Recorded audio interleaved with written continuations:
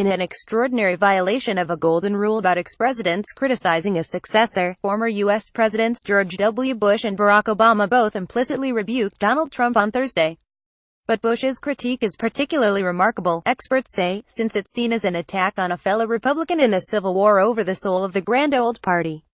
That the back-to-back takedowns came from two ex-presidents in rival parties lent gravity to their words. Presidential historians say, Bush represents the establishment Republican wing. Obama is often considered to be the most popular Democrat in the country. Bush didn't mention President Donald Trump by name, but he did make sweeping statements about the current political climate in the U.S. Evan Vucci Associated Press. Their veiled swipes at Trump, even without uttering his name, signal how far the rise of white nationalism has pushed politicians from across the aisle, particularly those with no political futures, to speak out. 5 living former U.S. presidents attending hurricane relief concert in Texas. It's the old guard in revolt against Trump and Trumpism. This is the battlefield right now, said Douglas Brinkley, a prolific presidential biographer and history professor at Rice University in Houston. There's no question that having an ex-president from the same party squaring off on a sitting president, that's not something George W. Bush relishes doing. The only way to pass along civic values is to first live up to them. 316 in pointed remarks at a forum in New York on Thursday, Bush denounced a national mood that has emboldened bigotry and a wave of politics prone to conspiracy and outright fabrication. He also defended free markets and international trade, telegraphing more disagreement with the current administration. We've seen nationalism distorted into nativism, forgotten the dynamism that immigration has always brought to America.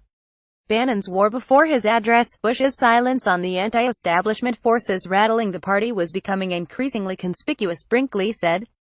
Especially as former Trump White House advisor Steve Bannon continues his call to enlist ultra-conservative primary challengers to replace Republicans who support Senate Majority Leader Mitch McConnell ahead of next year's midterm elections.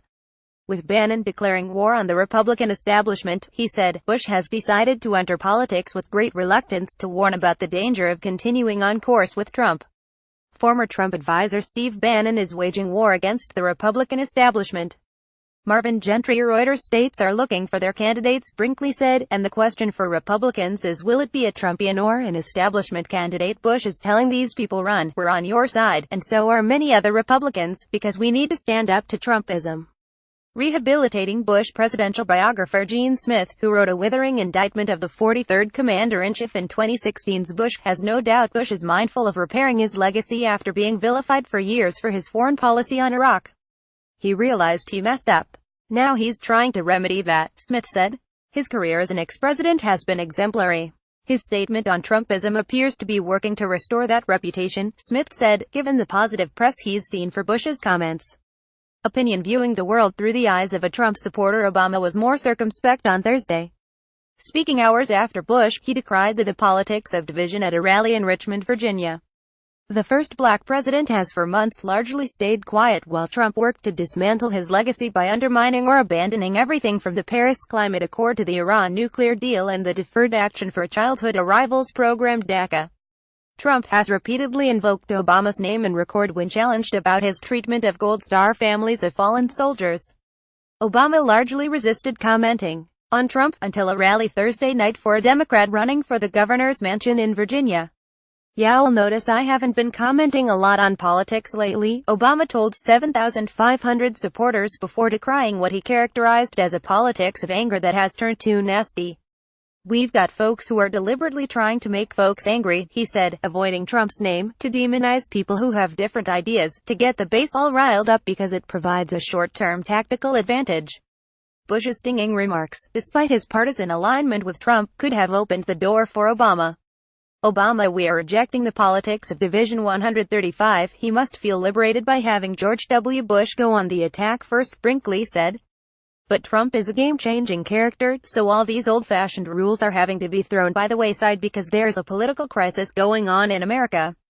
He said it was just a matter of time before the former statesman, now unburdened by political ambitions, came out to condemn the ultranationalism championed by many Trump supporters. Analysis. How history could make strange bedfellows of Obama and Trump on the pillion from ex-presidents may have just begun.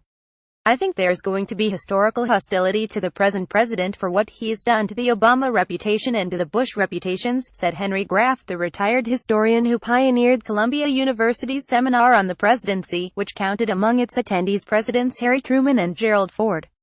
It's not ordinary. Part of the business of being in what's called the Imaginary Presidents Club is all former presidents remember how difficult the tasks of the White House are, and as a result, very few presidents comment adversely on each other.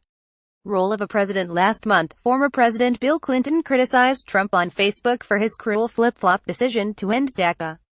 And Jimmy Carter, offering his assessment of the 45th president's leadership, urged him to tell the truth. The 39th president also threw cold water on Trump's confidence that his son-in-law, Jared Kushner, will engineer peace in the Middle East.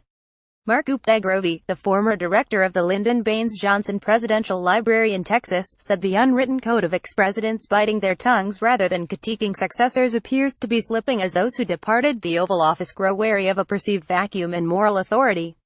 Trump, for example, repeatedly stated over the summer that both sides deserved blame for the killing of an anti-racism activist in Charlottesville, VA, when clashes with white nationalists became violent.